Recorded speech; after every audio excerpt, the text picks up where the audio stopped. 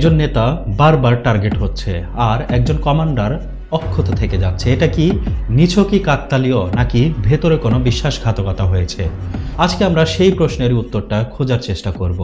প্রথমেই আমাদের মাথায় রাখতে হবে এটা শুধু একটা হামলার ঘটনা না, এটা আসলে একটা তথ্যযুদ্ধের অংশ। এটা এমন এক খেলা যেটা বাইরে থেকে দেখা যায় না, কিন্তু ভেতরে ভেতরে চলছে অবিরাম। ভাবুন তো, ইরানের সর্বোচ্চ ধর্মীয় নেতা খামেনির মতো একজন নেতার চলাফেরা, বৈঠকের সময়, লোকেশন, এই তথ্যগুলো বাইরে কারোর পক্ষে আন্দাজ করে নির্ভুলভাবে জানা কি আদৌ সম্ভব? এসব তথ্য সাধারণত খুব সীমিত কয়েকজনের মধ্যেই থাকতে পারে। তাই প্রশ্নটা স্বাভাবিকভাবেই আসে যে তথ্য কি ভেতরে থেকে বেরিয়ে যাচ্ছে?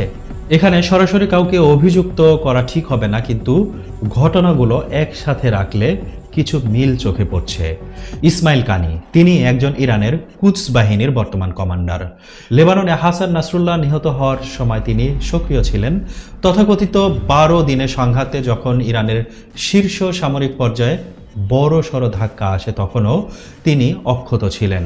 এমনকি খামেনিকে লক্ষ্য করে হামলার পরও বিভিন্ন সূত্র বলছে তিনি নিরাপদেই ছিলেন। এখন প্রশ্ন উঠতে পারে, এটা কি নিছকই ভাগ্য, নাকি আগে থেকেই কোনো সতর্কতা বার্তা ছিল তার কাছে, নাকি কোথায় আঘাত আসতে পারে সেটা জানার মতো তথ্য তার কাছে আগে থেকেই ছিল?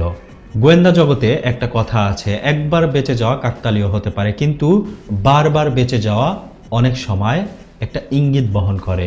আবার এটাও সত্য যে বড় ধরনের সংঘাতে অনেক তথ্যই বিভ্রান্তিকরভাবে ছড়ানো হয়ে থাকে। ইরানের ক্ষমতার যেই কাঠামো সেটা খুব স্তরভিত্তিক, যেমন কুদস বাহিনীর বিপ্লবী গার্ড, রাজনৈতিক নেতৃত্ব, ধর্মীয় কর্তৃত্ব সবই একই রাষ্ট্র কাঠামোর অংশ, কিন্তু কৌশল, প্রভাব, আঞ্চলিক হিসাব নিকাশ এসব জায়গায় ভেতরে মত পার্থক্য বা প্রতিযোগিতা চলতেই থাকে অবিরাম।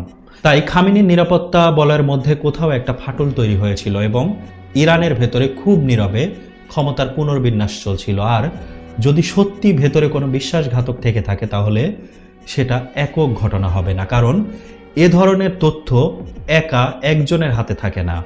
এটা নেটওয়ার্কের বিষয়, আর নেটওয়ার্ক ভাঙা সহজ হবে না। শেষ পর্যন্ত আমাদের মনে রাখতে হবে, আন্তর্জাতিক রাজনীতি যা দেখা যায় তার সবটাই পুরোপুরি গল্প নয়।